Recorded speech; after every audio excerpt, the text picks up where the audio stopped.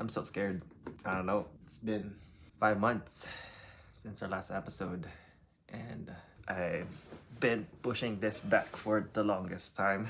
But here we are, and we are doing this. So let me get my intro. Let's go. Hello, everyone, and welcome back to another episode of the Mulak Podcast with me, Ramon. And how's it been? First off, I am taking responsibility. Yes, it's on me. It's really on me for not being consistent in publishing episodes. But I would say that if you check on my photography profile, it's at myphoto.to. I've been pretty consistent posting, doing photo walks, putting myself out there and just capturing moments, the city, with friends, with family. And I'm back again after I'm doing this episode because it's my second year anniversary here in Canada. And I just wanted to check in again and just share some of my thoughts. And later on, I'll explain what's the podcast gonna be moving forward. Because I've had, I think, a clearer vision, I guess. But one thing that I've learned really in my 2 years here is just appreciate the season that I'm going through. On our last episode 5 months ago, the phase of I was in my fitness era, so I was really active in the gym. But after graduation, I lost access to our campus gym. And what was good about that one is it's free. And after graduation, I wasn't able to go back anymore because the cost of animal membership was kind of expensive. And the only way that I can have a good deal is to wait for my alumni ID, which just took a while because you still have to register and then you have to confirm something like that. But now that I have it, there's a good chance that I'll be back. And now that it's spring, there should be less snow. But since it's Toronto. So who knows? Yesterday was snowing and I packed my winter boots already. So who knows what the weather will be like, but either way, we're definitely going to get back into fitness. My tummy's getting bigger. I feel like I'm losing the muscles that I gained, but aside from that, we've been running again, so it's a good time to come back. But back to my original point about seasons. Before back home, I would just get irritated when things don't go as planned, and whether it was with dance before where schedule would interrupt my dancer life, I would really get irritated, and to a point where I was thinking that work was hindering my dance. But now I'm learning that sometimes we're just transitioning to a new season, and that means letting go of things we're used to make space for new things that help us grow. And in that case, with dance, I should have just understood that maybe work was should have been a priority at that moment. But that's a different case already. But I'm getting sidetracked here already. But in case of going to the gym, I paused going to the gym, but I found joy in photography. And I even upgraded to a new camera, even though it made me broke.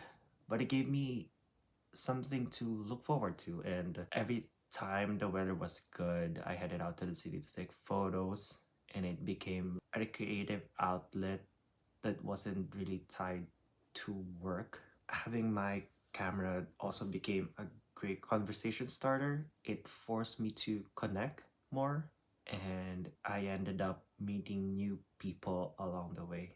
But I should have made new podcast episodes too. I noticed while I was away that I've been consuming a lot of content, and I admit that turned out to be it not but really turned into an addiction, and always on the phone, doom scrolling, watching videos, convincing myself that consuming content is rest after work, which should not be that bad because we do need that relaxation after a hard day's work. But for me, it went too far. It feels like I'm like an iPad baby. Can't eat without my iPad.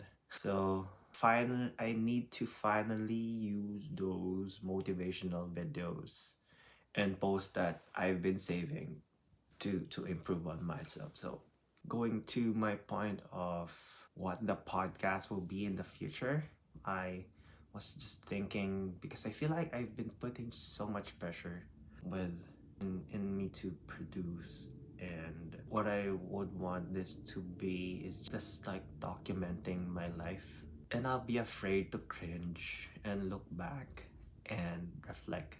So future me listening back to this, I hope you see how far you've come.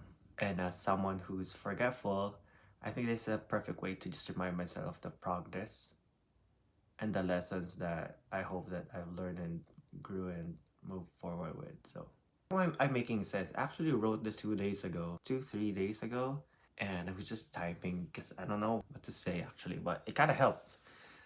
I'm just like typing and then use ChatGPT to just make my thoughts cohesive. So thanks ChatGPT. But what happened in those 5 months that I was out? So it's gonna be a quick recap. So I survived a busy winter season with work. I've been doing events production and we've done quite a lot of setups for different corporate events.